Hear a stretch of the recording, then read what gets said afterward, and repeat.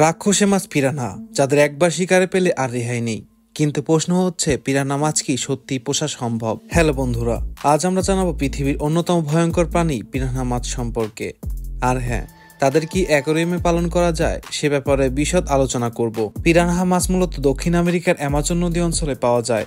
তাদের রক্তচক্ষু, তীক্ষ্ণ দাঁত আর ভয়ঙ্কর চোয়ালে এই মাছটিকে করে তুলেছে এক ভয়ঙ্কর শিকারী। একবার একটি মৃত বানরকে পিরানহার একটি ঝাঁকে ফেলে দেওয়া হয়, কিছুক্ষণের মধ্যে সেটি পরিণত হয় একটি কঙ্কালে। আপনার মনে প্রশ্ন আসতে পারে, তাহলে পিরানহা কি পোষা যায়? হ্যাঁ, বিশেষ কেয়ার নিলে পিরানহা মাছকে অ্যাকোয়ারিয়ামে পালন করা সম্ভব। তবে শর্ত হলো অ্যাকোয়ারিয়ামের সাইজ, পানি ফিল্টারেশন, খাদ্য সঠিক তাপমাত্রা বজায় রাখা।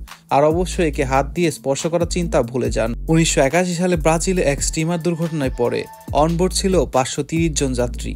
সে অঞ্চলে ছিল পিরানহার স্বর্গ। মাত্র 182 জন মানুষ প্রাণে বাঁচতে পেরেছিল। বাকিদের নিয়ে তৈরি হয় ইতিহাসের এক মর্মান্তিক অধ্যায়। এরা নিছক একটি মাছ নয়, বরং প্রকৃতির এক নির্মম প্রতিচ্ছবি। তবে একটা মজার তথ্য জানেন, খেতে কিন্তু এই মাছ একেবারে রূপচাঁদার মতো টেস্টি। তাই কিছু দেশে এদের খাওয়ার জন্য চাষও করা হয়। তাহলে আজকের মতোই থাকুন। ভিডিওটি ভালো লাগলে লাইক দিন, শেয়ার করুন, সাবস্ক্রাইব করতে ভুলবেন না। আর কমেন্টে লিখে জানান আপনি কি পিরানহা মাছ পোষার সাহস রাখবেন। ধন্যবাদ সবাইকে। দেখা হবে পরবর্তী নতুন কোনো ভিডিওতে।